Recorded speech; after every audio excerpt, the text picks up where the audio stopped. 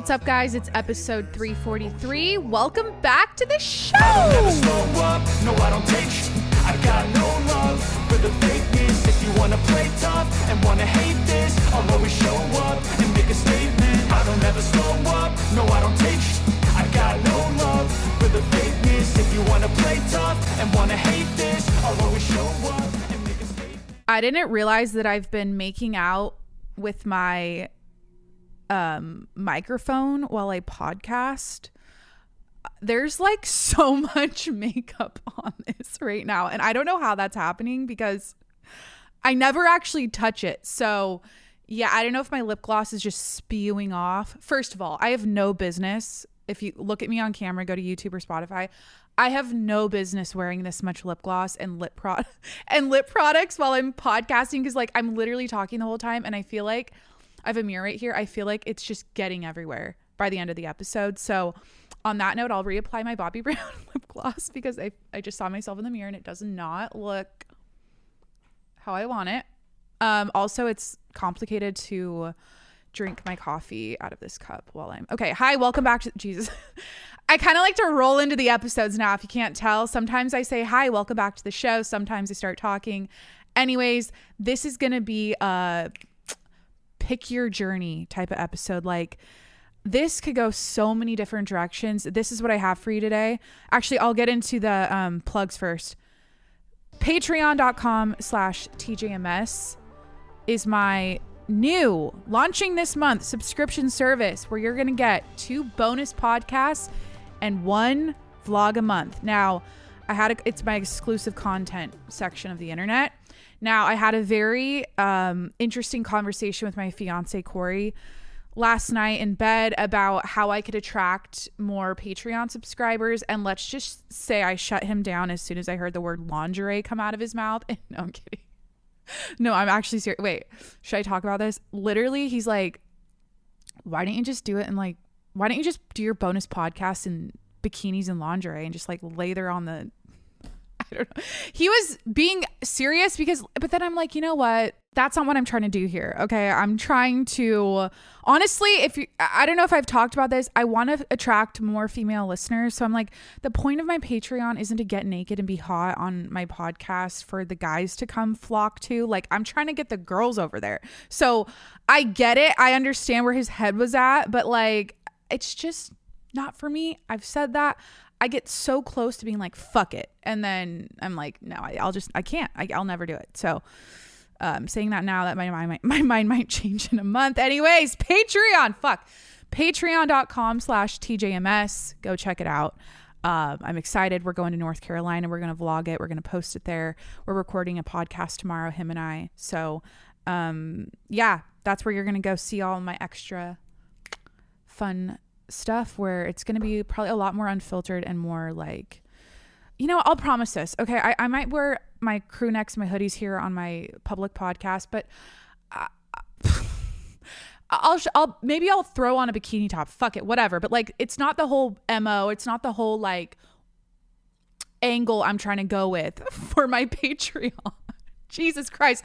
I told him, I was like, I just need to get consistent at posting that bonus content for a year before I can even roll out phase 2 where I take my clothes off. All right, let's get into the podcast. That's my first plug. Obviously, subscribe to the podcast, review the show. I'm everywhere. Spotify, Apple, Google Podcasts, Stitcher, Breaker, wherever you listen to podcasts. Go subscribe and review the show while you're there. All right, let's get into it. Okay, these are the topics I'm working with. First off, the LIV PGA tour, LIV tour, PGA tour merger. Can talk about that. The new Apple rollout, product rollouts, the new headset thing, the FaceTime, make an avatar of yourself thing. I could talk about that. We've got China drafting its like college aged men and veterans for the future war that's gonna go down. I heard about that. Who the fuck knows? UFOs. This whistleblower coming out talking about UFOs are real. I mean, I feel like, you know, anytime that happens, like, I know it keeps getting more real and real, but like, I'm not even surprised at this point. I'm just like, okay, yeah, sure. We already know that it's a thing. They're real. We have aliens and like, you know, formaldehyde or whatever we're preserving them at fucking Area 51. Like, I don't know. There's a new story about UFOs and this whistleblower talking about UFOs and how we're being, you know, it's shadow banned and the American public aren't being told the truth about it. Starbucks is making olive oil coffee, and I got to look into that because I heard about it and they're putting olive oil in their coffee, and I'm curious. We've got something I came across, this phenomenon I came across on TikTok called ingredient only households. You heard me right. Ingredient only households. And I discovered when I watched this TikTok last night that I grew up in one, and my brain exploded because there's a lot of people I can relate to out there. And I'm sure you're one of them if you're listening, about growing up that way. In addition, we have Pete Davidson getting pissed off at PETA. That's not really interesting. I don't know. He like clapped back at this lady and told her to suck his dick because they put Pete Davidson on blast for not what's it called? Adopt, don't shop, for like getting a kava poo because he's allergic to dogs, and that's like the only dog he can adopt. PETA like came out and clapped back at him for like or got pissed at him for not adopting. Anyways, he like left a voicemail on this lady's phone. It was really funny. I could play the voicemail. I'm staying away from the mental health shit today. I'm staying away from it's going to be hard. It's going to be hard. I'm staying away from the self-improvement, the like how to better your life shit. I'm just like, to be honest, maybe I should start the episode with this guy talking about it, because I don't know about you, and I've mentioned this many times before on my podcast, and maybe you're maybe you're like me. Like, I'll see a Andrew Huberman clip pop up. I'll see who's like another biohack type dude, or like a health and wellness, or like a science health. I'll just see like those health and these like nerdy health info videos about like how to be healthy or like how to be optimized, or like how to get the best sleep and all that shit. And it's like, I don't know why. I mean, for me at this point, I've listened to so much of it. I've read the books. I've seen the charts. I hear the podcasts. It's like obvious fucking redundant regurgitated information at this point, and nothing is new. It's like I literally saw this clip of Huberman yesterday being like, shout out to Andrew Huberman. I think he's great. I love what he puts out. I think educating the people out there on health and wellness is great, and how to live a long, great life is great.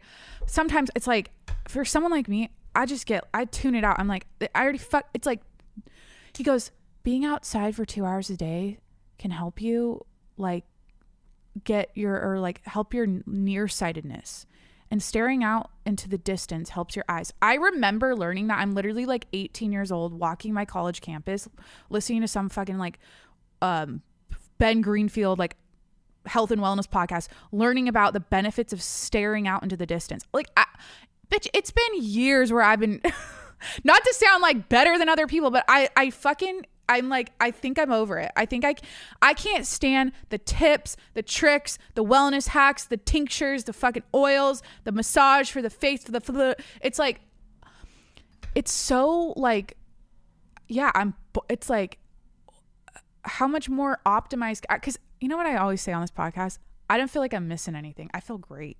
I feel fine. I feel healthy. I feel happy. I'm fucking, like I said, I'm in la la land. I don't know how long this is going to last. I'm hoping it'll last for at least another week. No, I'm engaged, and everything is like, I'm living in this Disney, I'm living the Disney fairy tale right now. So all this like biohacking, human optimization shit, I'm just like, shut the fuck up. Like, I already know. Get the sunlight, get the good sleep, delay your caffeine if you want to like have more sustained energy throughout the day and you don't want to spike your cortisol. Like, delay your caffeine for 90 minutes after you wake up. It's like, I literally know everything, and I know everything about every diet because I used to have an eating disorder. So any kind of food information that comes out, I'm like, shut the fuck up. I'm on one right now. Holy fuck. Jacqueline, breathe. Holy fuck. Okay. So Should I set the scene? Anyways, back to what I was going to say. This guy, like, let me calm it down right now. This guy posted this amazing TikTok about, like, I hear this all of a sudden, my brain just shuts down. Let me turn it up. Like, this TikTok rolled up on my For You page the other day, and I immediately scrolled as soon as I started hearing as soon as I heard the first, like, 5 seconds. High achievers know to attach dopamine to the effort process. High achievers know how to attach dopamine to the effort process. Like, fuck. This is what you got to do in this life. All right. The only advice you need, and here it goes, is this.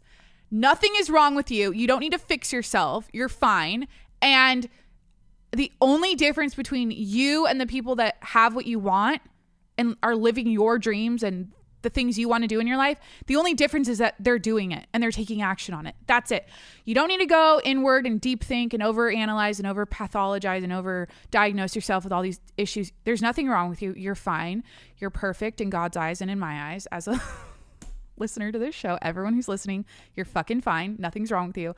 Also, if you want to do something, if you're depressed, if you're sad, if you're down and out because your life sucks, go take action. Put one foot in front of the other. I'm on episode 343. I'm a podcast host. I didn't set out to do this. It just kind of happened for me because this is my passion and I like stumbled upon it, honestly. But I decided like I want to be a podcast host. The only way to do that is to literally podcast and just crank out episodes. So life can be easy. Life can be really easy and it can be uncomplicated and you can feel good. You can be healthy. It's so fucking simple, but deep diving too much into it and go and over analyzing the fuck out of it. I'm sorry. In my opinion, it might be interesting if you're into like knowledge and learning and education. It can be interesting to ingest all that kind of stuff. But sometimes you just got to like clear out the clutter or whatever. It's like that Essentialism, that Greg McCown book, Essentialism. That book changed my fucking life. It's like, do what's essential. Everything else is noise. You need less, less information, less noise about how to live, how to be, how to do, how to operate. It's just, you know what to fucking do. If someone sat you down, if you're like, I want to build a business, but I don't know where to start. It's like, you probably know where to start. You just haven't done it yet. Okay. It's like Jacqueline. It's like, Jacqueline, I want to, or it's like me saying like, yeah, I want to grow my podcast. Yeah. I want to attract more listeners. Yeah. I want to grow, I want to monetize this, like, but the answer is, bitch, make TikTok clips, get on that fucking algorithm wave, attract new listeners that way, post content like a goddamn machine all over everything, and promote your Patreon for $5 a month, patreon.com/tjms. And be consistent at it. Add value, create content. It's entertaining and educational. I'm not sure how educational this will be. I mean, we can talk about, I could educate you on fucking, what did I say we're going to talk about today? Olive oil coffee at Starbucks. I feel like I'm on one right now. I don't know if I want to talk about the LIV PGA thing because I'm going to get angry. Or not, I'm not even going to get angry. But here's what I want to say about the LIV Tour PGA Tour merger. I'm so fucking confused. Like, I get that LIV popped off a year ago, right? And there's PGA Tour. That's where everyone played. And then LIV's like, come over here. We're going to pay you a fuck ton of money. So then a few guys went over there, got their bag. Brooks, Dustin, Phil, who else? Yeah, like a few of them. Those are the ones I could think off the top of my head. So they all got their big bag, and they're playing golf over at LIV and laughing all the way to the bank. Meanwhile, the PGA's like, they're like, that's un-American. The people in 9/11. I don't know. I just like heard this quote from the PGA. What is he? The commissioner, the grand master. They all have like interesting titles. I don't know if you've noticed that. Like, golf is very like prestigious and like stuffy. And like, I think first of all, LIV did it right. I love their branding. I love what they're doing over there. Fucking the PGA, it needs a rebrand. It needs a fucking rebrand. I'm sick and tired of looking at these. It's just so like, I love golf for the calming aspect. When I watch it, I like the announcer voices, but it's kind of dry. Pop culture needs to come into golf and shake it the fuck up. We need to have like, it needs to be more hypey. I need to see walkout pictures like when Rory or Brooks or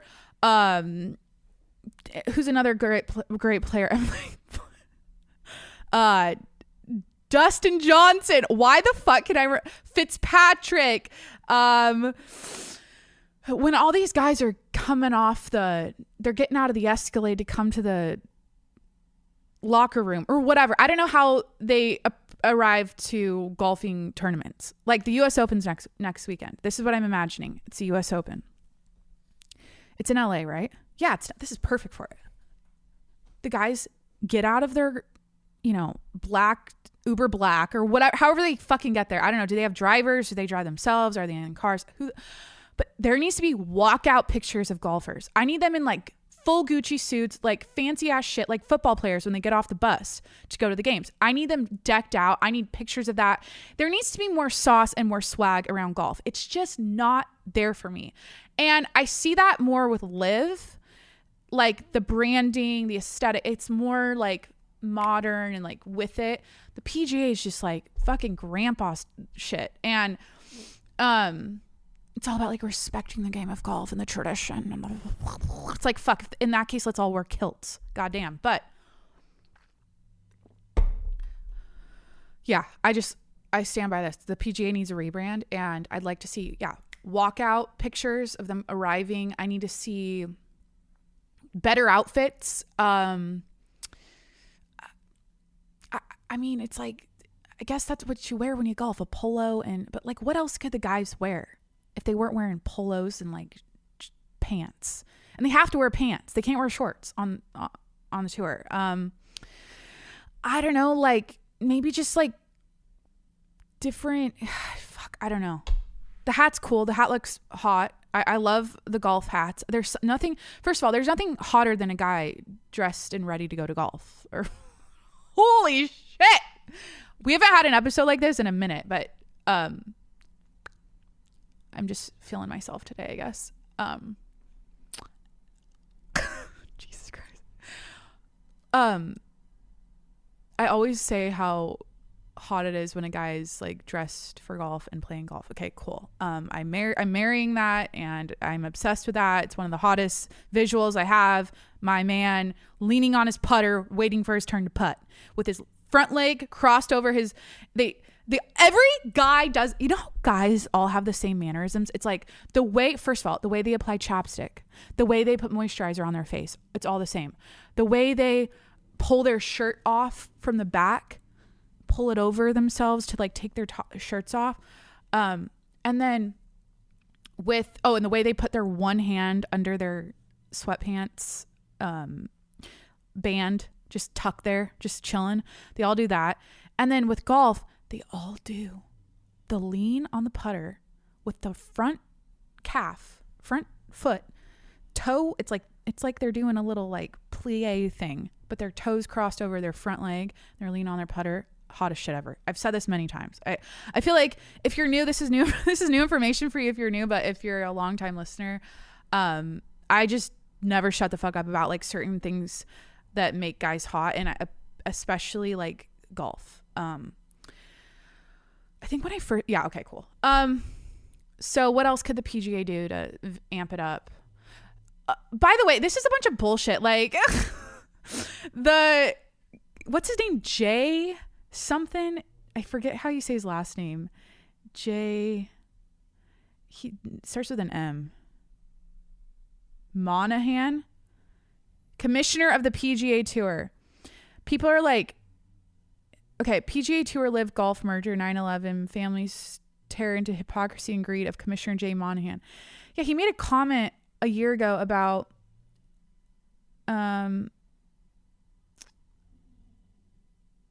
PGA Commissioner Jay Monahan co-opted the 9/11 community last year in the PGA's unequivocal agreement that said Saudi LIV project was nothing more than a sports washing of Saudi Arabia's reputation. But now the PGA and Monahan appear to have become just more paid Saudi shills, taking billions of dollars to cleanse the Saudi reputation so that Americans and the world will forget how the kingdom spent their billions of dollars before 9/11 to fund terrorism. So Saudi Arabia funded the terrorism. That's what the whole issue was. To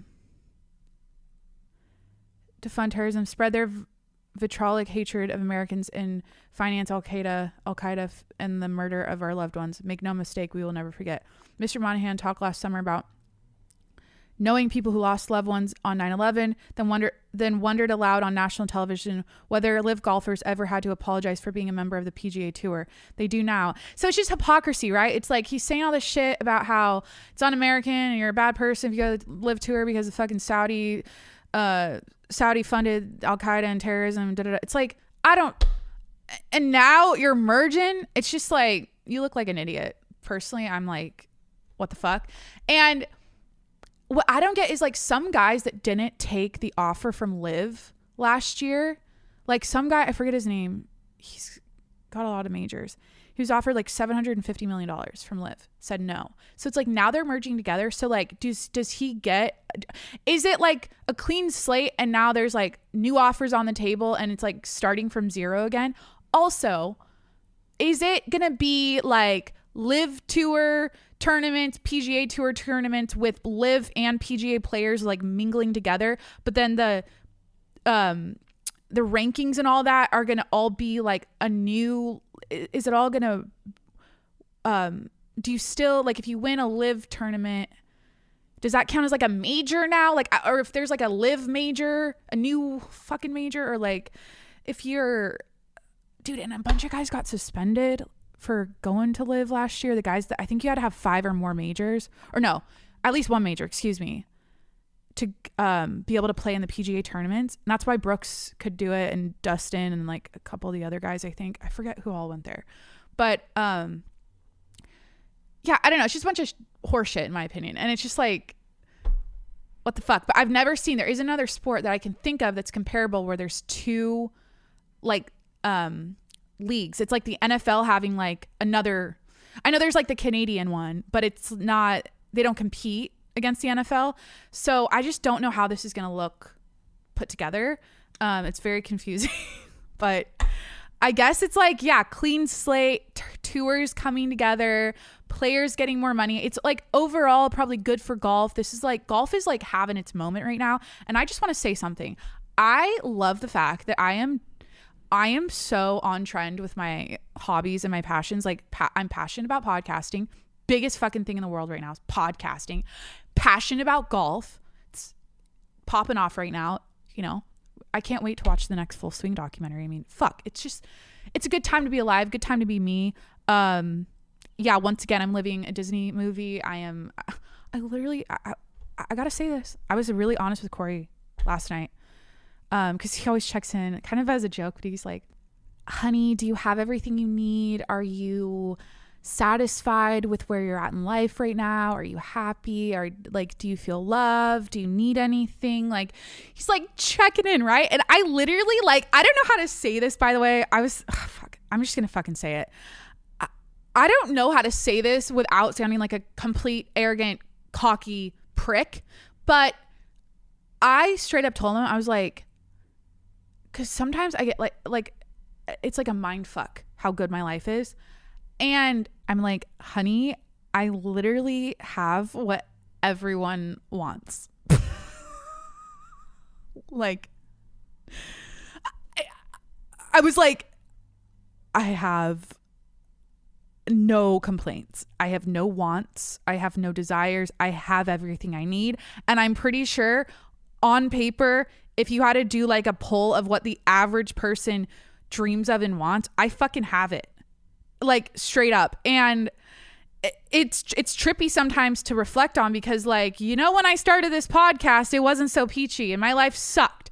So it's almost like literally talking it out loud and like working on myself for the last almost 3 years now, podcasting and like just being myself, loving myself, all the good things, right? It's granted me my goddamn dreams. And I was talking to him because I'm like, well, he was agreeing to this too. Like, I'm like, the only thing that would make my life feel like better or whatever is a new car. Obviously, if you knew what I drove, you'd be like, obviously. And then like, yeah, a house with a yard so we could let the dogs run out back. That would make our life easier. And just like being in a house would obviously be better than our apartment's super nice, but like, you know, more space in a house. And then like kids running around, obviously. Like that's the only thing I could think of where I'm like, that would make, but I don't want like, I don't need shit. I'm like, I got everything I need. I'm so happy, whatever. So why did I bring that up?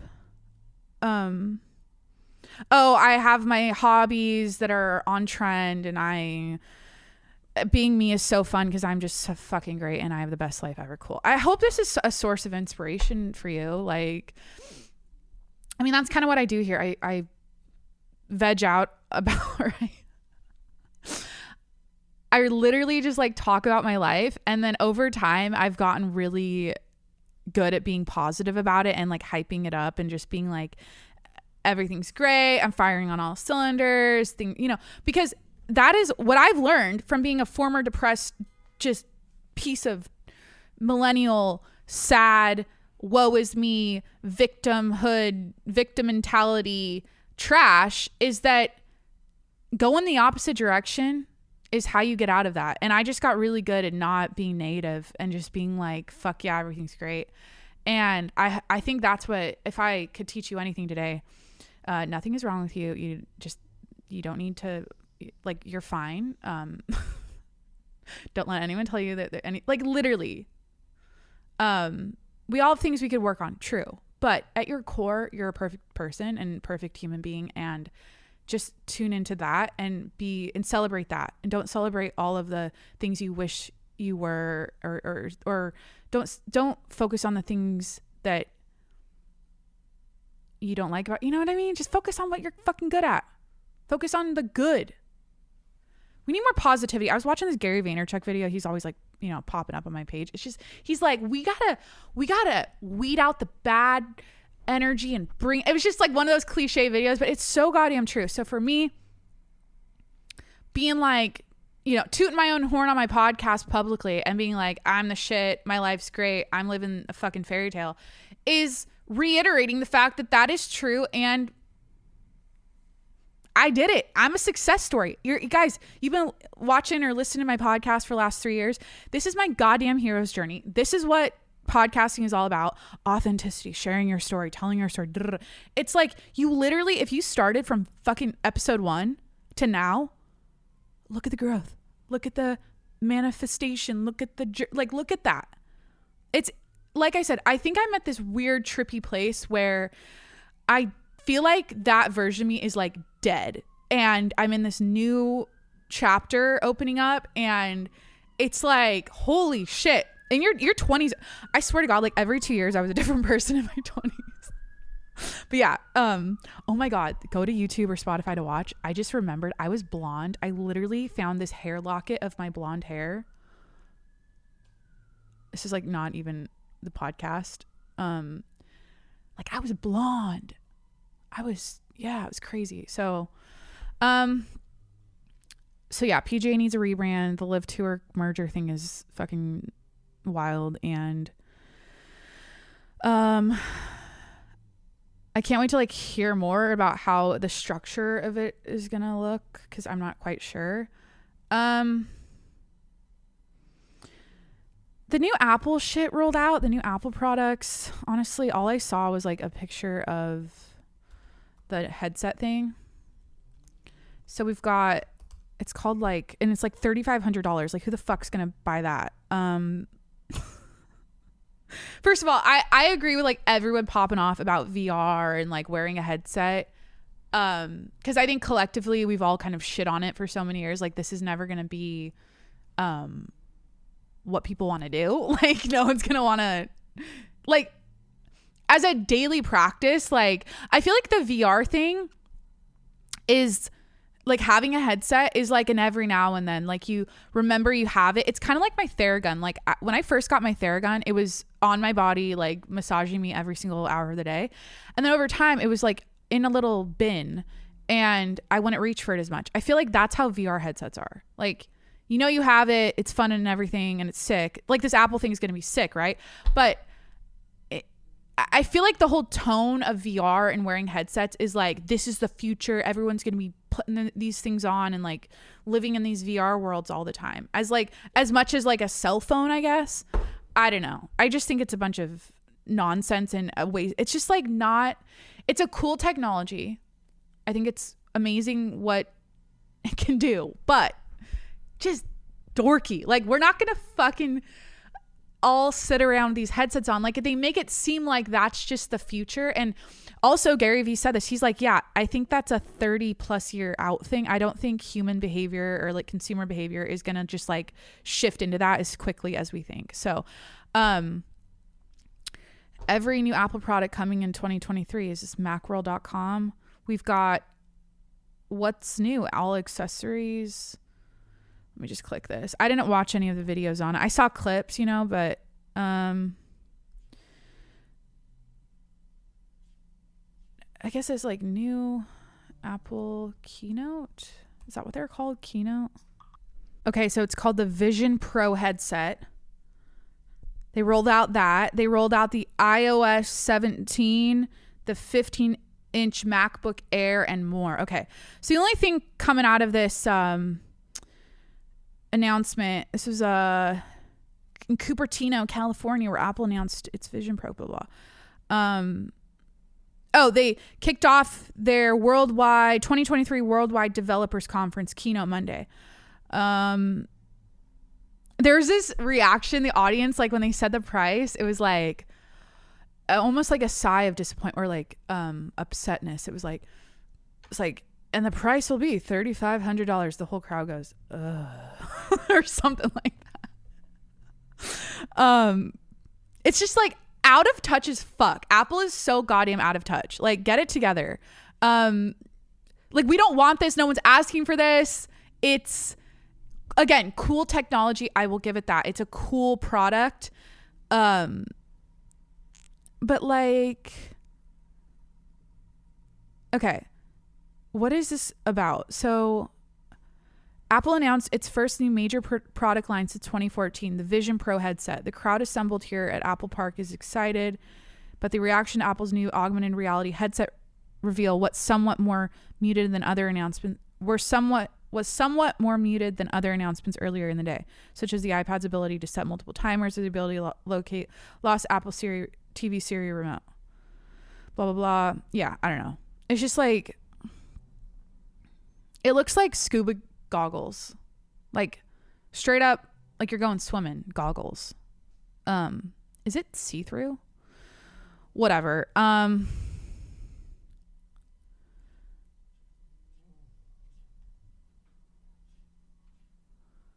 Software updates, new 17 iPad OS 17 software for iPad, blah blah blah.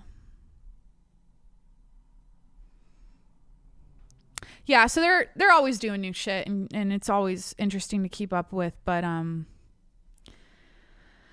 mean, if Apple made a product where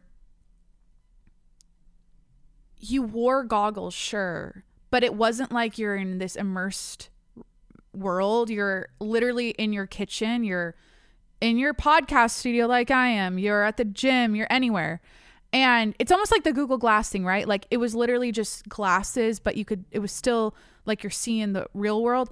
I need a product that if we're going to go the VR augmented reality way, I just feel like it needs to integrate the actual world with the virtual reality world, where, like, yeah, you're walking down the street and you see a text message come in through your eyes or whatever, like up in it's got like a like the coordinates of your, what your eyes can see in front of you, like a big square or something. Like, it only displays things within that.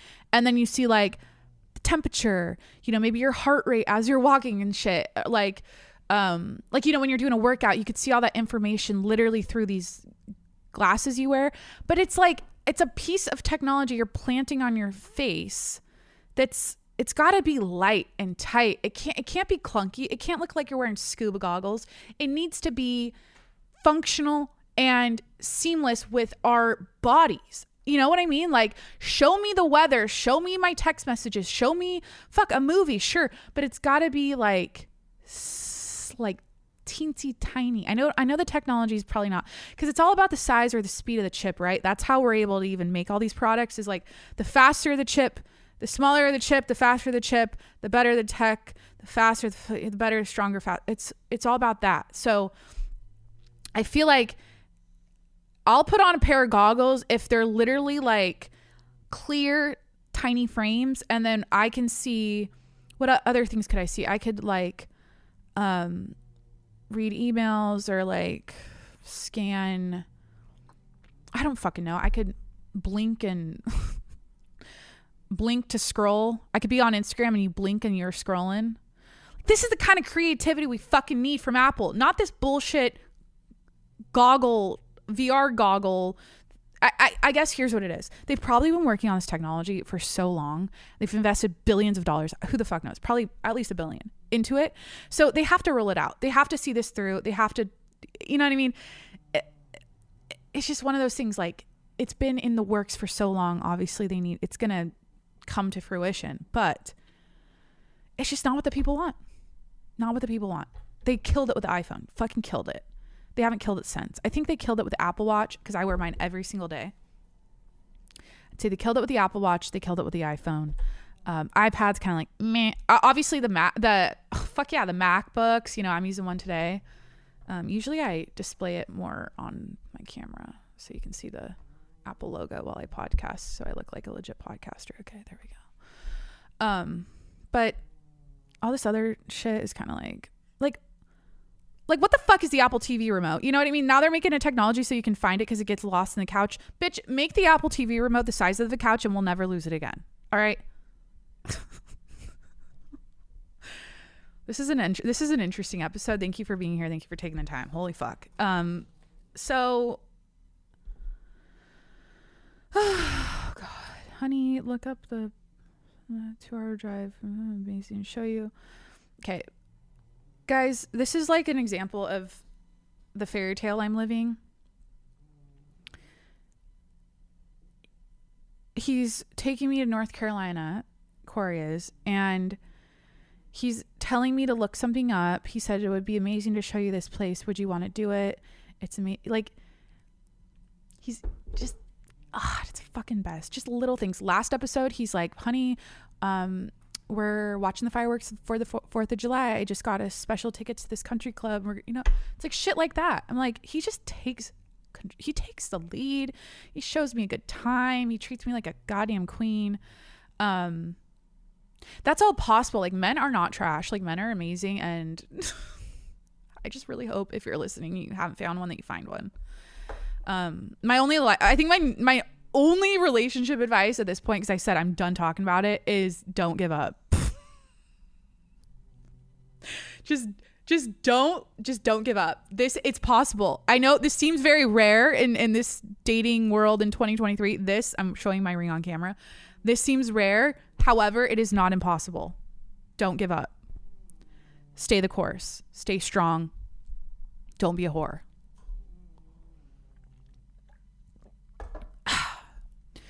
So,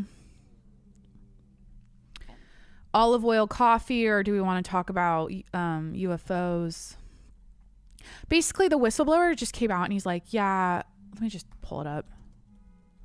He's this like Navy guy. Yeah, a whistleblower claims the U.S. has alien vehicles, but where's the proof? Yeah, every time they talk about this shit, it's like, where's the proof, you know? He claims there's a UFO retrieval program. Why is everyone suddenly talking about aliens? I feel like this has been a thing since 2020, when that TikTok video came out of that. Or when what was it, the Pentagon or the Defense Department or whatever, I guess that's where they are at. Are they on the Pentagon? Who defends the country? Is it the Pentagon, right? Fuck. So they came out with like, we have craft that's not of this world. It was like a headline. They like posted that literally mid George Floyd protest. It's like also that information. And it's like, of course, that's the best time to put it out because people are distracted by the racist shit happening in the world, apparently. Or the, you know, the Black Lives Matter protests, all that. So again, this is like, I see these headlines and I'm literally like, I'm not shocked or like, this isn't like, wow, interesting, cool. Like my brother literally sent to the group text, like he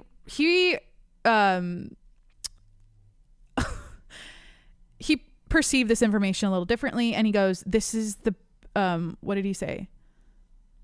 This is huge. That's all he said. And I was like, how huge? And he didn't respond. So there's apparently a retrieval program. So everything you need to know about the UAP whistleblower who says U.S. has recovered alien spacecraft. Again, we heard about this in 2020. This isn't really that interesting or new. Obviously, they have, what is it called? Special access programs have long sought to achieve technological advantage for Americans' adversaries, have secret crash retrieval programs of their own. And, you know, earlier this year, what is it, June? There were like UFO sightings over lakes in like Michigan and shit. Does anyone remember that? And they had like F-22s like chase these down, or like they saw them. I don't know. Also, oh my God, did you guys hear about in Virginia? These fighter jets had to fly and like track down a plane. Let me read that story. Or I'll play this video. I think it just recaps what happened. I like pulled it up here. Within the last 24 hours, fighter jets broke the sound barrier to intercept a plane headed towards the White House. Later on, those F-16s followed it all the way to Virginia, where it went down with no survivors. NORAD deployed the F-16 fighter jets to respond to the Cessna 560 Citation V aircraft over Washington, D.C. NORAD states the scramble was conducted by the 113th Fighter Wing of the D.C. National Guard. They went on to say, quote, the NORAD aircraft were authorized to travel at supersonic speeds, and a sonic boom may have been heard by residents of the region.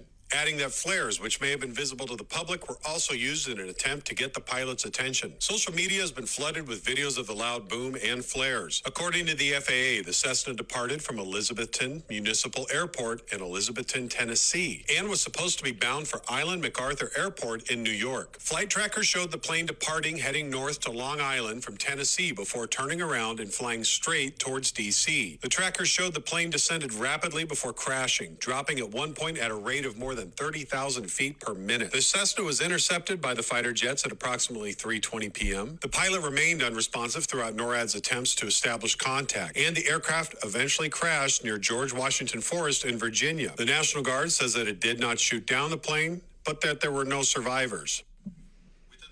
So that's Photog Steve 81 on TikTok. I like his account. He posts a lot of concise news updates and videos about things going on out there and reports on. I feel like maybe his angle is like things that aren't stories that aren't reported in mainstream media, which is like the whole China thing. Like I keep seeing all this shit on TikTok about China. Okay, like Putin and China's, again, like me with the lack of is it the prime? It's not a prime minister, president of China, Chinese president, right? It's not like a commander. No, it's like, what the fuck? Queen, king, commission. What's the other one? Prime minister. There's like all, president. What are the other top titles? Whatever. Him and Putin like signed 14 documents the other day and like shook hands, and I saw a video on TikTok about it, and then I saw another video a couple days later that's like China's drafting. Like for what? Like invading Taiwan? Like what in the fuck's happening? I heard that. But I've heard that again, like I see stuff on the internet and I'm like, bitch, I've been hearing about the dollar crashing and how we're going into like a Great Depression round 2. I've been hearing that for 2 years. I've been hearing about the fucking invasion of Taiwan. It's just, then like, oh, they're going to send nukes. And it's like, it kind of always feels like we're on the cusp or on the brink of like a full-on fucking war, and it just like never happens, and knock on wood, it never ever happens, but like shit's still going down in the Ukraine, guys. It's really sad. It's really fucking sad. They just like blew up a dam. Yeah, so apparently this plane, the pilot, back to this Cessna that went down, apparently the pilot like fell asleep. So let me read. So no survivors found. Okay, yeah, we know that. But a wayward and unresponsive business plane that flew over the nation's capital Sunday afternoon caused the military to scramble fighter jets before the plane crashed in Virginia, officials said. Does anyone think, I think it is so, okay. Something you should know about me, rapid fire fact about Jacqueline, is I got to travel, or excuse me, I got to go on like an aircraft carrier tour field trip in elementary school, and literally after that day I was like, I want to be a fighter jet pilot. And I always, whenever I see fighter jets, I literally want to salute the fucking flag and say God bless America. Like, it gets me so hyped and like so like fuck yeah America. Like, seeing fighter jets do their thing, and like there's bases around here in San Diego, like it gets me going. Like, I just get really stoked. And anyways, so like the image of these fighter jets getting this like, you know, breaking information that there's an unresponsive plane they need to go like potentially shoot down, and them having to like get in the plane really fast, put on their suits, like go like full steam ahead, go like supersonic speed, because they have to get like authorized to do that apparently. Like, you can't just go that fast in a fighter jet without permission. I guess you need like a permission slip. So do you remember permission slips? Like, I know I had to get a permission slip for that aircraft carrier field trip. I remember that. But just like the visual of them like doing their thing, you know, they've trained for this, is what they're fucking paid to do, and they like go fucking supersonic speed. It's so sick. It's just like watching Top Gun in IRL. So, but I saw videos of people like hearing the sonic boom and being like, holy shit, like it shook the house, you know? So, yeah, it crashed in the Washington forest. No survivors were found. I think like a kid died. Like it dropped at a rate of 30,000 feet per minute before crashing into the St. Mary's wilderness. The North American Aerospace Defense Council later said in a statement that the military aircraft were authorized to travel at supersonic speeds, which caused a sonic boom that was heard in Washington in parts of Virginia and Maryland. So let me go back. Like, I want to know like who was in this plane, you know, like who is Virginia plane crash. 4 people died when a small private jet crashed. Okay. I can't find.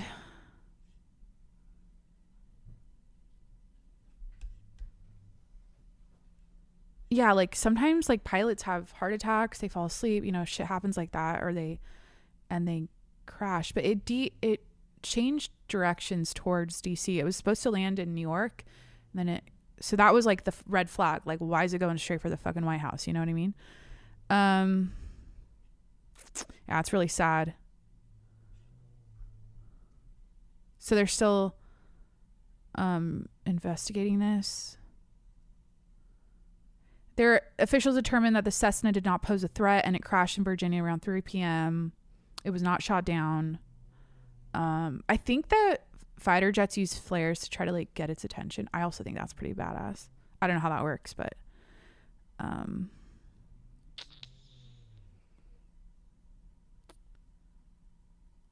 yeah, sad, very sad. I mean, planes be going down in this fucking world, and it is one of the most gut-wrenching things to read about and see. Just like a shooting that happened also in, what was that, Virginia or some. There's like a graduation, and there was a shooting at a theater, and like 7 people are in have life-threatening injuries, and they're like, I don't even want to cover that. I'm anti-covering shootings. I think it's created the shootings. I think it's become a thing because of media coverage of the shootings. I think it's like they've literally coined the term mass shooting, or like yeah, it's so fucking backwards in my head. I'm like, I don't know. It's almost like a thing to do. Like, I'm feeling, but I get it. I think it was between, I don't know who the shooter was on this one, but like, you know, shit happens with it when it's like family members and they're going at it and they like blow up their whole family, like the Murdaugh family, like him shooting his wife and son. There's that type of shit. And then there's like going into a movie theater, or like going into a football game and doing it, or like going into a concert. That's like, or a school, excuse me, the most fucking common place it seems to happen. Like, that's like, you know, where the people get the idea to do it. I don't know. Like, I don't know what the answer to that is. I don't think I ever will. I don't understand it. It's just fucking, it's some new age shit we all have to witness in this life, is finding out that little kids got shot up in their first grade class. Like, what the fuck? Now, but for someone evil and sick-minded and dark and just deeply unwell in the mind to decide to go into an elementary school and do that, or just go into a campus and do that, it's like, I feel like they saw that on the news and they're like, fuck yeah, I'm pissed, I'm gonna go fucking take some people out, because that's where you do it, you know? Because I don't know, it's like, and then they see how the person's face gets plastered all over the news and they become like, they talk about the shooter, you know what I mean? They become like a little,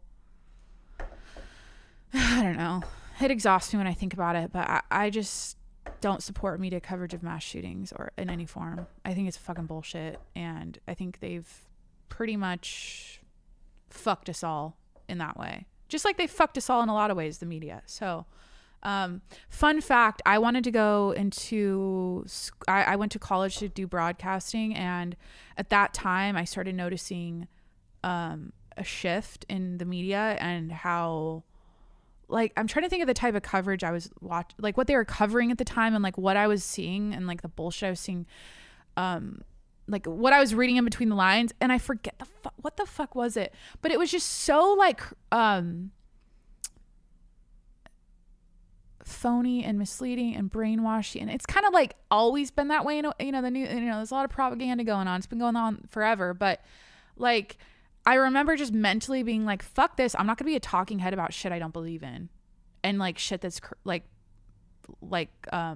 misleading, or I'm not gonna cover things that I don't, you know what I mean? Like, you're kind of like, you're a talking head, you know what I mean? Like, and it's gotten to the point where like literally the news makes it seem like every other person is trans now, and like, that's such a huge fucking problem in this country, because that's like literally all people want to fucking talk about on both sides of, you know, politics or whatever. Like, why is it's political? Like, it's so crazy. It's like all this shit is so like, Democrats think this, Republicans think that. It's like, let's fucking fight and let's duel. But it's like, now that's getting the most attention, that's getting the most clicks, that's getting the most eyeballs and the most people talking about it. So if we talk about it, people are gonna like, it's like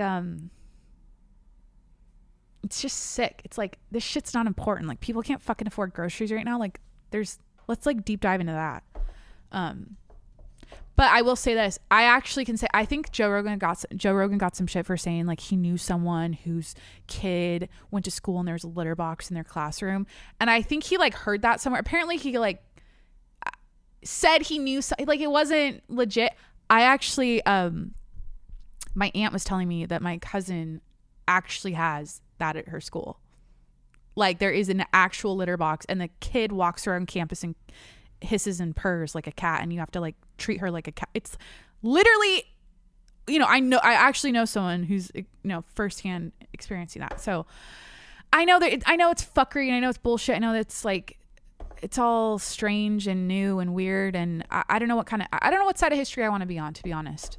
I don't, because it's like, yeah, live and let live. Who the fuck cares what people want to do with their lives and their bodies? But also, it's literal nonsense, and I don't understand it, and I don't think I need to it's like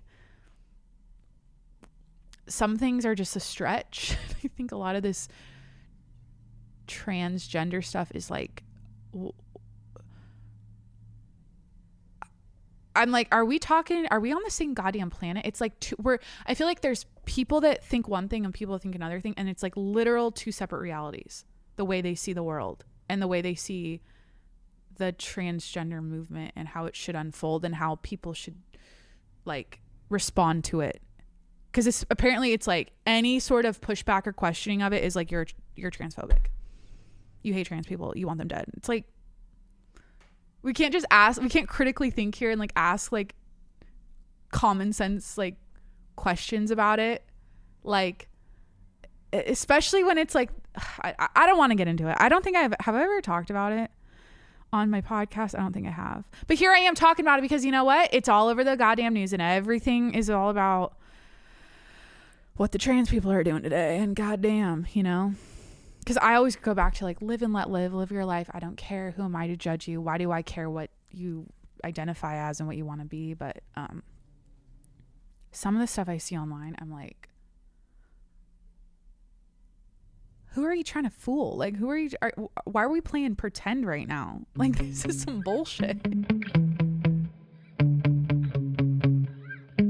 How are you doing? How's it going? Are you enjoying this episode? I know I am. Sorry, I asked about you and immediately reverted back to myself. This is my show. I'm having fun. I think you are too. I think this is a good episode. I don't know what the difference is in my energy today. I mentioned last podcast, I'm trying to get 8 hours of sleep. And if I check my Apple Watch right now, I'm pretty sure it's going to say 6.5. Let's see. 6.1, 6 hours, 1 minute. It was a late night last night. You know what I'm saying? Okay. I had a lot of dishes to do before I went to bed because as a housewife, a future housewife, a future wife, I cannot wait. Like literally the thought of saying my husband, I don't know that might not excite other people out there, but it excites me so much. It's crazy. Like when I'm with Corey now, like literally we're just like, I made him, this is so, do you guys want to know like sappy shit? Whatever. I literally am just, when I'm around him, it's the feeling I have is like, it's like, I'm just so happy it's him. Like, I'm just like, oh, I get to be with you all the time. You're mine. Like, I get to like do life with you. I get to like, you're always like, it's like, what? I just get so happy. Like literally I'll just stare at him and just think that like nonstop. Like, and I know it's like, I talked to I met a divorce lawyer. She's done like 3,000 divorces or some shit the other day. And she's like, I was telling her about, cause she's like, congrats on the engagement, whatever. And, she's like, yeah, cause I was talking to her about Corey and how, you know, just whatever stuff gushing about him. And she goes, oh yeah, everyone says that. Everyone says the same thing. Everyone says that. Everyone's each other's best friend. Everyone loves each other, laughs so hard together. Nothing is wrong. They're all good. She's like, everyone says that. And then they get divorced. But relationships are,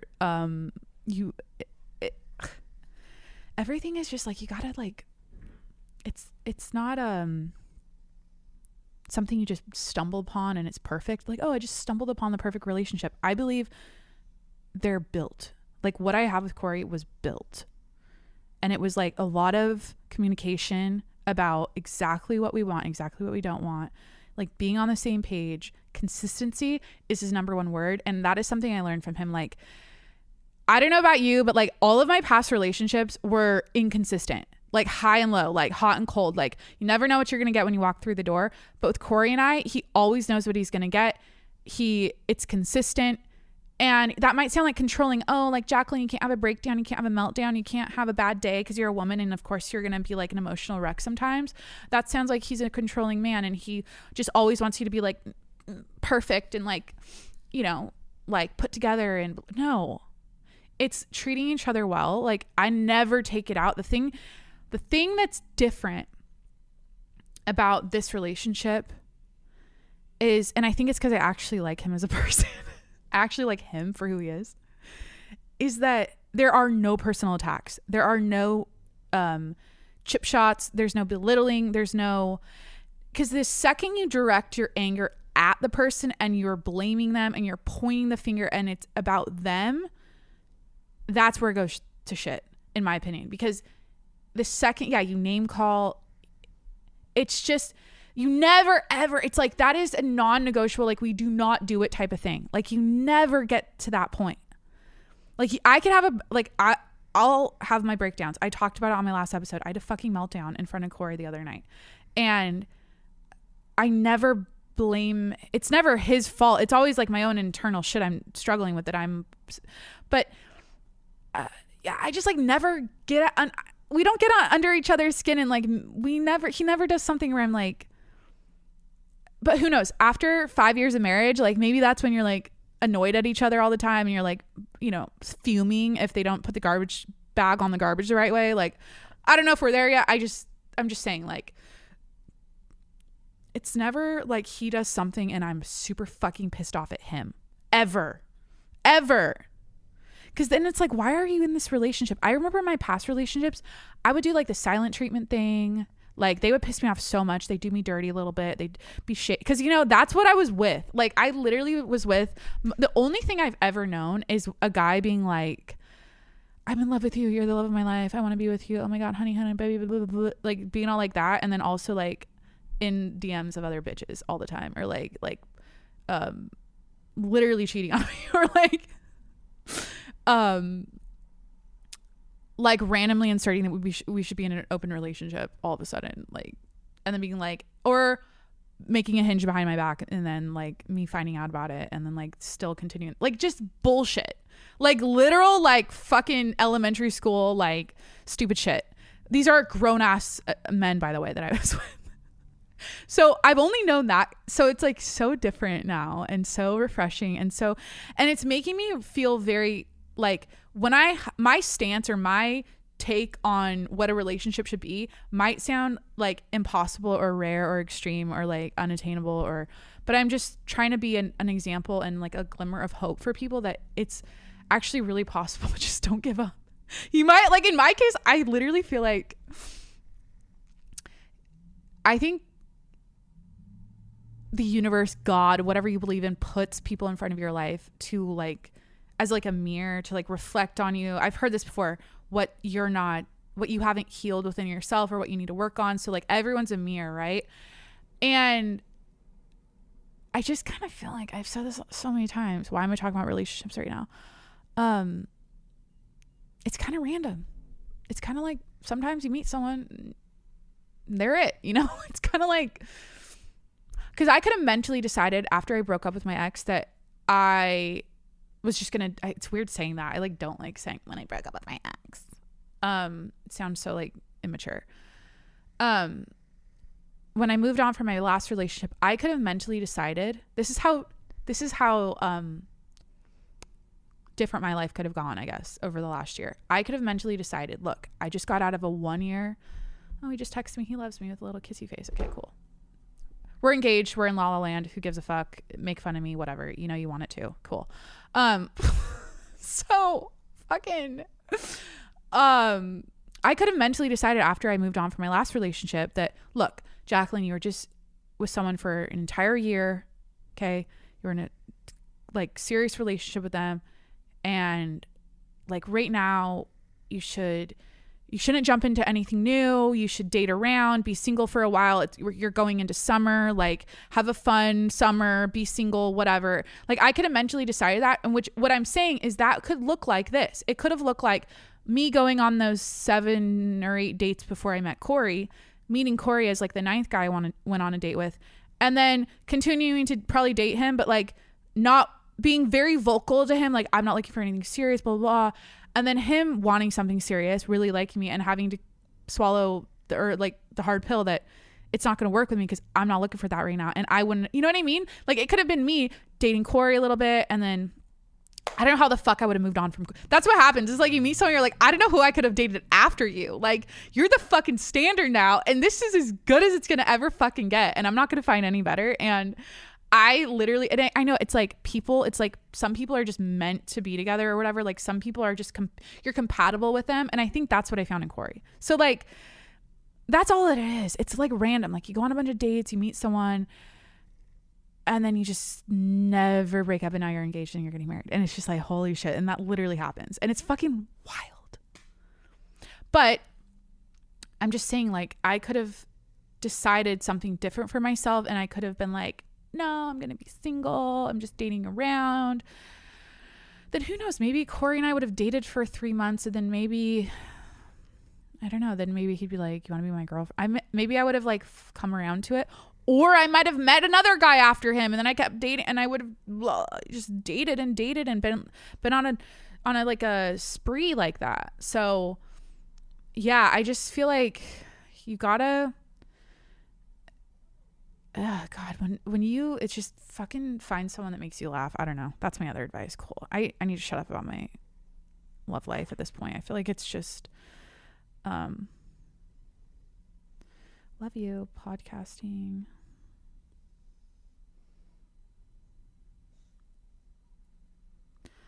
Gonna like his message about something to look up. Cool. So did I talk about, the plane going down? So, I'll end with this. I'm getting so hot. Shit. I'm literally like so sweaty right now. Wait, let me get my puff. Not like my puff bar like I'm vaping, because you know I quit that habit last year, guys. Who the fuck was I in 2022? So we're gonna tone down the shine. I literally glammed so fucking hard for this podcast. I'm chilling at home alone. Why do I do this? I guess it's for the camera and for like the vibe, like, you know, trying to look good for my audience right now. I swear to God, if you're watching this on TikTok right now, this is probably one of 45 clips from this episode. This was the best episode of the year. Like, straight up. Like, I'm so excited to edit these clips and put them together because this is a good ass time. So ingredient only households. Let's get into this because it's fucking funny and fascinating to me.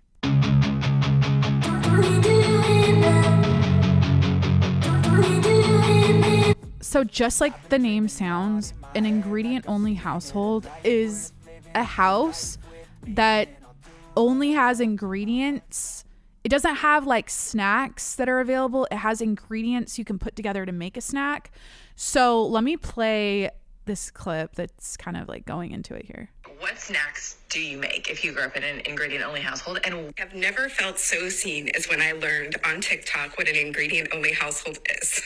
And here are my top ingredient household snacks that I did growing up. If you don't know, an ingredient household only is a place where there are no snacks, ready-made snacks. All that's in your house to eat is ingredients to make something. Number one, toast. Toast in many different flavors. You got cinnamon and sugar and butter toast. You've got grilled cheese. You've got peanut butter and jelly toast. You've got peanut butter on toast with syrup or with honey with a little bit of cinnamon sprinkled on top. Lots of different types of toast. Grilled peanut butter with a sprinkle of sugar on top. Toast of many different flavors. Next, crackers with peanut butter jelly crackers, cheese and crackers, lunch meat and crackers, any kind of crackers, plain crackers. Number three, random things straight from the bag. Chocolate chips from the bag, shredded cheese right from the bag, croutons from the bag, nuts from the bag, dried cranberries from the bag, cereal with milk, cereal without milk. And the last one I can think of is a quesadilla, tortilla with shredded cheese sprinkled on top. Microwave it for a couple seconds, like 15 seconds. You got yourself a quesadilla. You might even have salsa in the fridge to dip it in. Wash that down with a tall glass of ice cold Kool-Aid, and you're good till mom comes home at 6 o'clock. Literally everything she mentioned was what I also made growing up. Like, I just love this trend or this lane on TikTok, whatever I stumbled upon, because I remember growing up, like my mom was really like, we had like a lot of healthy foods in the house like all the time, and I remember going to my friends' houses and seeing their pantries, and I'm like, what? Pudding packs, Gushers, bags of chips, like fucking fruit roll-ups, you know, that kind of stuff. Like, it was a snack house. Like, you could snack there when you're hanging out with your friends. My friends come over and it's like the best you're gonna get is literally like a handful of chocolate chips, like, or what's like the other, like, you know, the best thing in the house, that maybe corn chips with salsa. I mean, that's not even that, it's just kind of like you know. But I literally started off, if I could circle back to my early childhood, cheesy roll-ups were it. Like, we literally would take a flour tortilla, Mexican shredded cheese, put it in the microwave for a minute and roll it up, and then we call them cheesy roll-ups. So we had those. And then also we do butter and sugar and cinnamon on a flour tortilla in the microwave for a minute, roll it up. My babysitter actually got us on those. So those were like cinnamon sugar roll-ups. I feel bad for my babysitters. Like, they didn't have a lot to work with. They had like ingredients. They could make us like sandwiches and salads and whatever, like shit like that. But actually, I think the best we had was like mac and cheese and top ramen. I was just like a constant in the house. But making the toast, like when she said that, I remember distinctively putting bagels in the toaster. Or no, we had a toaster oven. So we do bagels in the toaster oven with a thick chunk of cheddar cheese on it, and we make like cheese bagels. I made those all the time. Just like lots of breads toasted with stuff on top. And I know this might sound like, oh, that sounds abusive or neglectful or what, not abusive, but like, oh, that sounds like you were living in a food desert, or like, oh, you didn't have enough money to afford food. Like, no, I never went unfed. It was just like complicated to snack. Like, it was never just like cereal. Yeah, I guess these are when I think about it though, I'm like, this is what you do though when you're hungry. You make a little snack, but you have to like make it. It doesn't come in a package. I guess that's the difference. So something that I ate probably the most were quesadillas, and specifically corn tortillas, Mexican shredded cheese, another corn tortilla, Mexican shredded cheese, another corn tortilla, microwave for a minute 10. I eventually figured out minute 20 was the best. Microwave, it like deflates because it's all melted. Oh my God, this is the best fucking thing. I feel like I probably had this like 1,000 times as a kid. And then, because we always had that fat stack of corn tortillas, and we always had Mexican shredded cheese, and I'd microwave that for a minute and then take a pizza cutter and I'd make little like squares with it. Like, I would do, instead of like making it like pizza triangles, I would make them squares. I don't know how to explain it, but like, and then I do barbecue sauce on the side. So that was like my go-to snack, like after school, if I'm just hungry. Like, I'll even go home now and make that. I swear, like, it's nostalgic. It's like when I think of hanging out at my mom's house, it's literally like little corn tortilla quesadillas from the microwave, or nachos in the microwave, where you take corn chips and probably stale, because no one ever shut the fucking bag and sealed it right, probably stale corn chips, and literally Mexican shredded cheese, and microwave it. And then you add like salsa or whatever on top. But just like the visual of the handful of chocolate chips when I came across these videos was so like real for me, because when I had a sweet tooth, it's like, what am I going to do? Pick up an apple? I don't want the fucking apple. It's like, there's nothing, there's no cookies, there's no whatever. It was just like a handful of chocolate chips, or sometimes we had Nutella. So maybe like a spoonful of Nutella. Yeah, I don't know how niche this is, but if you grew up that way, I'm curious, like, what snacks did you make when you were in an ingredient only household? Because it's such a contrast. Like, I feel like the way you knew if you grew up this way is if you were the kid who went to your friend's house and saw their pantry and just got so excited, like, because they had all the bad snacks, like the mini Pringle packs, the Chips Ahoy, like the mini Chips Ahoy bags, Gushers, that kind of shit. What else did I make? Like turkey roll-ups, just lunch meat, cheese rolled up. All good stuff. You know, shout out to my mom for keeping it healthy and stuff, but like all like much love, right? Like I know you're listening, hi. But something that I don't think was good, and it's not like we never had bad stuff. Like we'd always have ice cream in the freezer, we'd have pizza nights, you know, we'd go out to dinner.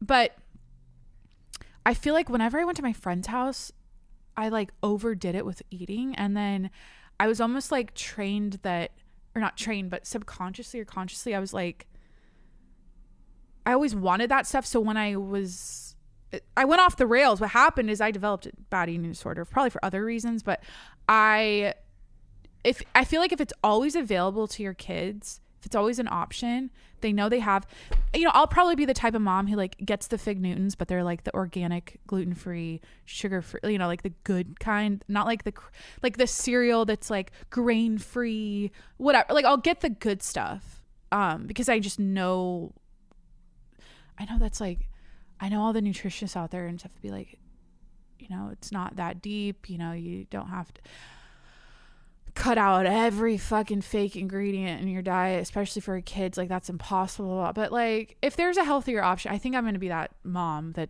pulls that off the shelf over the other fake crap. Like, you know, the health and wellness Ritz cracker over. It's like going and getting cassava chips instead of potato chips, you know? But then I know those are just like those are just as bad. I don't know. I'm going to do my best. I think that's what my mom would say. That's like what every mom says. I'm just doing my best. I did the best I can. I was trying to be a good mom. I was trying to provide, you know, healthy snacks for my kids. And now they're podcasting about it all these years later, bitching about how they developed an eating disorder. I'm not blaming my mom. Literally, I'm not. There's like, I've done an eating disorder episode. I think my episodes literally go, yeah, it's like my eating disorder story, trigger warning, and then the next episode's like I got cheated on and dumped his ass. I think those are my top episodes. Just like the arc, the chain of events, like the fucking yeah. So but anyways, ingredient only households. I thought that was so funny when I saw it. I was like, yeah. So let's talk about olive oil coffee at Starbucks. I guess this is all you need to know because I already heard about it. Literally, they're calling it olive oil coffee. Like, I'm not ready. It's called something. It's called Alito. Starbucks Alito. So, welcome to an experience like no other. Your coffee ritual uplifted. Following their February debut in Italy, Alito beverages are now available at select Starbucks stores in 15 states across the U.S. Oh, California is one of them. Do you want to know the states? This might be helpful information. Alaska, Arkansas, California, random Arkansas, Alaska, the state. What the fuck? Arkansas, California, Connecticut, Florida, Illinois, Massachusetts, Maine, New Hampshire, New Mexico, New York, Rhode Island, Texas, Vermont, and Washington State. The drinks are okay. So anyways, this adds an extra 120 calories to your coffee. They're literally pouring olive oil in it. They're also doing cold foam. They're calling it Alito Golden Foam. So they're putting olive oil in the cold foam now. Okay, cool. Yeah, this is like Apple like making the headset. Like no one's asking for this. Like I don't think our coffee like I'm cool with but maybe if you're like dairy free or whatever, you don't drink milk, because like isn't all of the cold foam just like straight up whipping cream or like maybe this is a way to be like dairy free and get those good polyphenols. Is that what fucking olive oil has? I don't know. So I'm sure it pairs well, you know. Coffee meets olive oil. Review: Starbucks olive oil coffee in the US. I feel like I need to taste it in black coffee. Like I need to take a scoop of olive oil and put it in black coffee and see what happens, because I've done the MCT oil thing, and that's like a pretty neutral taste. But I feel like olive oil, I don't know. I'm not hating on it. I think it's kind of interesting. You know, if it can work in Italy, I'm sure it can work here. I don't know. Did I miss anything? I think this is the episode. I had fun. I had fucking fun. You know what happens? This is what happens. I get on one. I get wound up. I get excited. I talk fast. I spill out my guts. I give it my all for you. Okay. I entertain the shit out of you. I story tell the fuck out of your mind and after the episode, I go, wow, at least 750 F-bombs, at least probably 1,000. Like it goes hand in hand. I'm sorry. I can't help it. Okay. It just flows. Okay. Getting excited, talking fast, talking a little shit, talking a little whatever, and saying fuck a lot on your podcast. I know my grandma's like in the corner somewhere in her living room, like with a tally mark listening right now, like counting how many times I said fuck. So sorry, Grandma. I know you don't like that, but, if I make a conscious, this is something I should consider.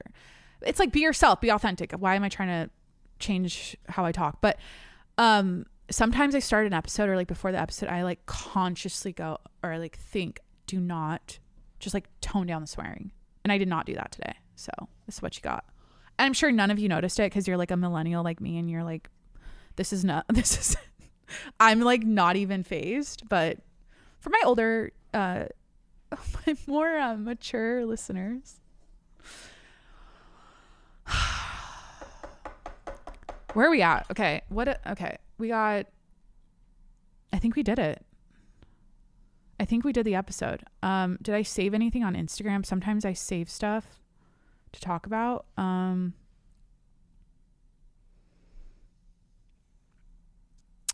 Baby shot in the face. Oh, fuck. Do I want to do this right now? Fuck this. Baby shot in the face by 6-year-old in tragic U.S. backyard shooting. Miraculously, the baby is expected to survive. This happened on June 8th. I swear, people have been saying the date wrong. Okay, it's June. Okay. Like, I've seen like 3 people post Instagram stories talking about the date, and they're like 3 days ahead of me. And I'm like, it's not the 10th of June. And they're like saying that. I'm like, are we on, like, is time overlapping or warping or like I've caught it like literally 2 or 3 times where I'm like, they're saying the date wrong. I don't know. The 6-year-old boy was playing with their father's gun in the backyard of their Detroit home. Oh, okay. Detroit. When the firearm went off and shot the infant twice, bullets from the unregistered semi-automatic weapon struck the infant in the face and the shoulder. The kid's gonna live. Can't imagine what that fucking scene looked like. Oh my God. That's terrible. What are the comments? Why the fuck was a 6-year-old with a gun? No shit. Americans, just give the baby a gun to defend itself. Doesn't get more American than that. Imagine having bullet scars on your face and shoulder and someone asks you where you got it from and you're like, my 6-year-old brother shot me when I was a baby. I mean, surviving that 6-year or a baby with a bullet to the head and the shoulder surviving.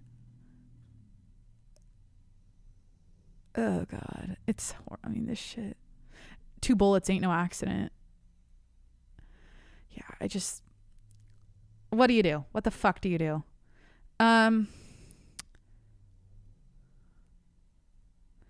Okay, I'm going to end with this. I started the podcast saying we're just going to choose our journey, talk about a lot of random stories, and we're not going to talk about mental health or self-help or healing or any of that stuff. I think I might have touched on it a little bit, to be honest, but when I say this is like the best account on Instagram and everyone should follow her, her name is, oh fuck, I don't want to butcher this. Sirut Chala. Sirut Chala. SEERUT CHAWLA. Sirut Chala. I think she's Indian. Is she from India? Seems like it from her name. That seems like an Indian name. So she's a psychotherapist, London-based psychotherapist based fuck. I don't know what her bio is here. I kind of read that backwards. And she's just like a no bullshit straight talker with her posts. And like, she says all the things I think in the best way. Like the problem, this is the meme, the graphic. It says the problem with self-healing. Next slide.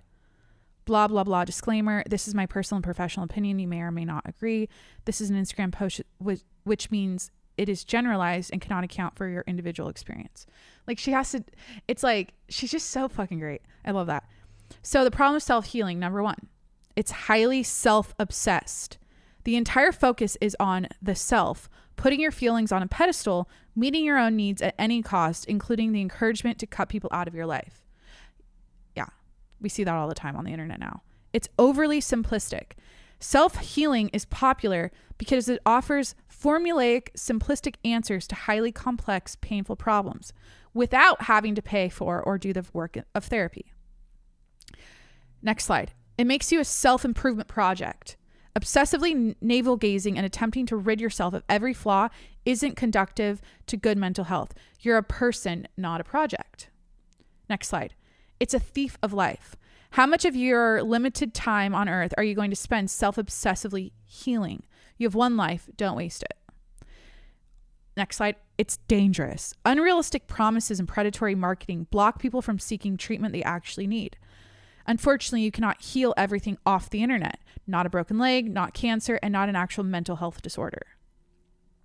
It makes people feel worse. I love this one. When the intentional euphoria of finding a magic solution wears off, people tend to first feel worse and more hopeless. There are no magic solutions and no gurus. Don't make healing your lifestyle. Don't make healing your lifestyle. Yeah, I've ranted about this chick I follow. Someone's gonna like figure this out and probably like call me out on it at some point. I literally just follow her for research purposes and just my pure interest. It's like it's not a hate follow because I like a lot of the shit she posts, but like it's literally this. It's like the never ending life self-improvement project, and she's just nonstop talking about it, trying to fix it, heal it, work on it, express what it's unending. And I'm like, someone like her could take a little bit like should I just DM her this? Should I report back, like send her this DM and just see what happens? But yeah, I guess this goes hand in hand with what I was saying earlier about how my life advice is like nothing's wrong with you. Like I think that's the first problem or first step in the wrong direction is obsessing over like I need to heal this, something's wrong with me, I need to like blah blah blah, because it's all in your head, it's all nonsense, it's all just a thought. Like your thoughts aren't real. Like I know that sounds like easier said than done because like sometimes our thoughts take over, but I think a lot of people that overdo it, like this chick I follow, like take their thoughts to heart. They really think that represents them and what's actually happening, what's real. And it's like, no, that's just your brain like being overactive in that department and like over trying to fix yourself and trying to like focus on what's, I don't know. It's like, it's not useful. It's not productive. So I had that epiphany on my podcast. I don't know. I've said this many times, like a couple of years ago during the podcast, I literally had that epiphany. Like, oh, this is fucking ruining my life. All this like self-healing shit I'm trying to do or whatever, like inward stuff, over analyzing myself all day long, spiraling about it, having like obsessive thoughts about why I'm the way I am and why I hate myself. All was literally just like ruining my life. So I cannot preach that enough. Just cut it out. Nothing's wrong with you. Like be self-obsessed. Like I like the first slide is like, it's highly self-obsessed. Like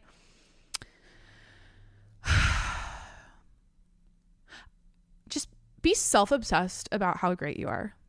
Like me. Take a page out of my book and be so obsessed with yourself about how great you are, because you are. Like literally just tell yourself that and that will become real, and you won't think you suck and you won't think you have problems and you won't think you need to heal from anything. You literally just say, I'm the shit. I got it going on. I got the sauce. Keep it trucking. Move forward. It's that fucking simple. And then you're not depressed anymore and you love yourself and you love your life. The end. Be self-obsessed about that or whatever. Like, make that your mantra. Yeah, the only form of a self-improvement project my self-improvement project is always fitness related. Like, I want to get stronger. I want to be healthier. I want to like clean up my diet, or like I want to cut out sugar. I want to cut out, like stuff like that. I'll do like little tweaks. Right now, like I'm working on my back muscles because like I have bad posture and like I want to work on that, but that's a whole different ball game to the mental stuff and like trying to like heal what's going on upstairs. And I know that that contributes to your mental health, like working out and fitness and health and all that. But yeah, it's just like a personality trait, like healing and being on a journey. And like I follow this other fitness account and they're like, their new personal brand is like, I'm on a journey. Bitch, what in the fuck? There's nothing wrong with you. And I know she's having an identity crisis. This is probably like obvious who I'm talking about if you follow them too. But like I've had an identity crisis before. And like, fuck, look at this locket of blonde hair. I was fucking, no, I'm kidding. That was not an identity problem. That was just like me trying to appeal to this guy I liked at the time who only dated blondes. And literally I'm the first blonde Corey dated and he got engaged to me. Literally the reason why I went blonde, I don't think I've ever talked about this publicly. This guy I was in love with. Like, he was so hot and cold with me and I was just like, fuck it, I'm gonna go blonde. And literally I went blonde and he like immediately sent me a DM. Like literally it was like I called it and it fucking happened and it fucking worked. So if you're trying to get a man, he only dates blondes, likes blondes, that's so, but see, that's doing something. That's not being yourself. That's not being authentic. That's called changing who you are for a man to like you. What the fuck? Never do that. I am like, when I say I've had multiple like stages in my 20s or lives in my 20s, like that older version of me was lost. Jesus Christ. So yeah, so I think I'm gonna end it. I did end up talking about mental health and healing and that shit, but just no one talks about, I feel like it's not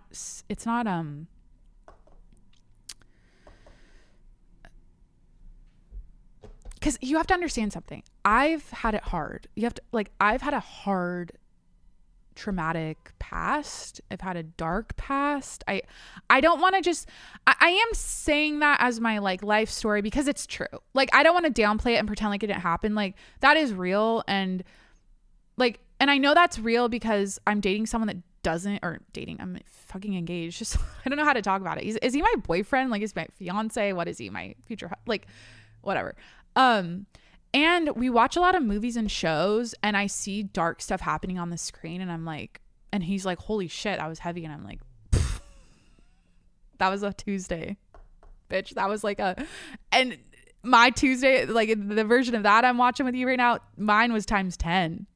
So anyways, what was I saying? Oh, how it's not like sellable or marketable, or you can't really make money off of telling people how great they are.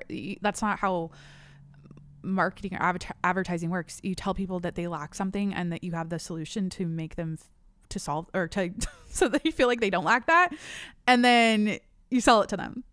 So if you come at them with like, you're great, they're like, why am I buying it? Like, what do you buy from? You don't, but it's like, it doesn't have to be about the money. I just think it needs to be like a movement. Like, and all these sad ass millennial, Gen Z, dumpy, frumpy, lumpy, victim mentality losers, I think they all need to have like a shake up. Oh, fucking woo-woo, and they all need to be sold, told. It needs to be promoted that like, fuck the word mental health is just like, I get it. We're all trying to like feel good, be nice to each other, treat each other with respect and dignity and lift each other up and hold space for each other. We're trying to like have safe spaces, do all this shit. But it's like when you go to the internet and all you see is people talking about their problems, it just like, what the fuck, I don't think that's, oh, it's relatable. It makes you feel like you're less alone. Oh, you find people that you like. I get that to an extent, but it seems like you don't see people come to the internet with confidence like myself. Like you rarely see a confident, like